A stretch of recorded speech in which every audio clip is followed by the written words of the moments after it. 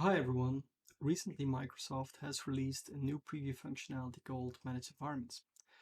Managed Environments needs to be enabled for your environment. And once it is enabled, it will give you some more insight in what is happening in your environment and it will add some extra control features. Let's have a look in this video on how we can set this up, this functionality, and what it has to offer. So in this documentation, I highlighted some things which I thought could be important or interesting to mention about these functionalities. So managed environments is a suite of capabilities that allows admins to manage platform at scale and add more control, less effort, and so on. So the primary elements of managed environments is that you get weekly digests, you have some sharing limits, and you also get some more insight in the data policies. Currently, this functionality is still in preview, which means that it can change over time. It's also not encouraged to use this in production instances, so keep that in mind. Regarding the license considerations is that all the applications and flows in managed environments are in premium. So that means that you will need to have a paid Power Platform license. This can be a per user license, a per app license, or a pay-as-you-go license. During the public preview though, they are not enforcing this limit. So here's an example at the bottom. The ones in gray here are the users with a paid license, and the ones in red are the ones that don't have a paid license. So in a standard environment, you would have users which would use some simple Power App, for instance, in SharePoint or something like that, and they don't really need to have a license for that, and they can see that. However, if you change to a managed environment, all of these apps become premium, and the users that don't have valid license, they will not be able to view that app anymore. So this is something to keep in mind. So how do you enable managed environments? It's quite easy, but there are some things that you need to know.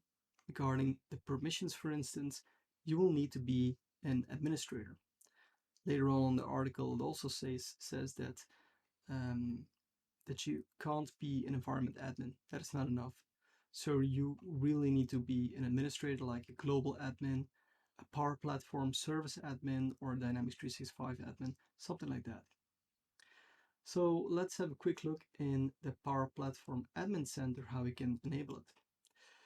Currently, I've selected my developer instance here. We will also see in the documentation that enabling managed environments for developer instances will not work, but we can just show it. So you select your environment, you click on this button here at the top, enable managed environments, and then you will get these options. These are the ones that we'll discuss in a moment. First, weekly digests. So weekly digest is a mail that you will receive, and it will have analytics about your top apps and flows, your most impactful makers, inactive resources, things that you can safely clean up, stuff like that. So there are several sections in this email, and in the first section you will see the number of apps and flows used and active users. So this can be very interesting to see. In the second section, you will see apps that haven't been launched in a while. So these are apps that are probably not so active, and you could remove these things maybe. If you want to have this functionality, you will also need to enable tenant level analytics. I'll also quickly show you how you can do that. So we go back to the Power Platform Admin Center, and if you click on this gear icon here on the top right, and then Power Platform Settings, you will see this option here, Enable Tenant Level Analytics. So you will need to turn this on and then enables functionality. In the third section of the weekly digest, you will see the most popular apps and flows in your managed environments in the past month, indicated by the number of sessions and runs. So this will also give you some insight on this on these apps and flows which are in the environment. The thing that you need to do also is obviously to check this checkbox here, include this environment, and then you will need to input the email recipients that will receive this email every week.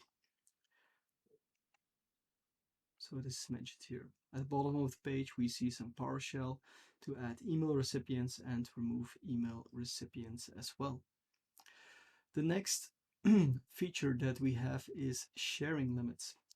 So in managed environments, admin can limit how broadly makers can share Canvas apps.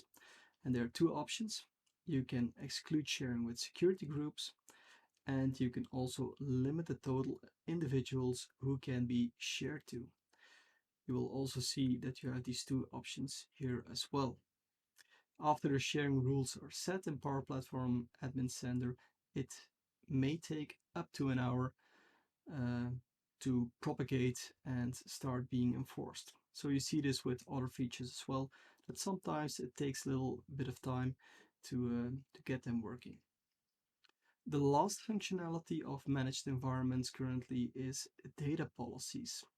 So you can easily identify all of the data policies that are applied to the environment.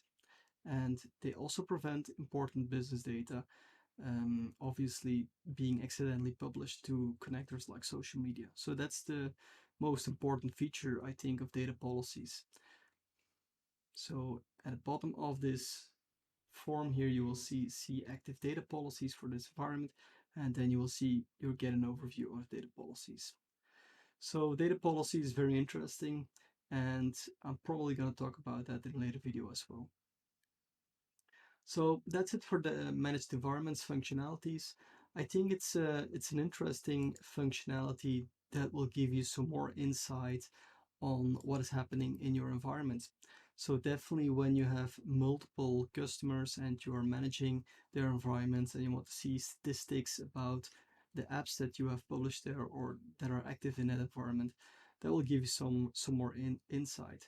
Currently, I think there's still room to add more functionalities, but as I said before, it's a preview functionality, and I think that in the future they will start adding more functionalities to this managed environments functionality. So that's it. Thanks for watching. See you later. Bye.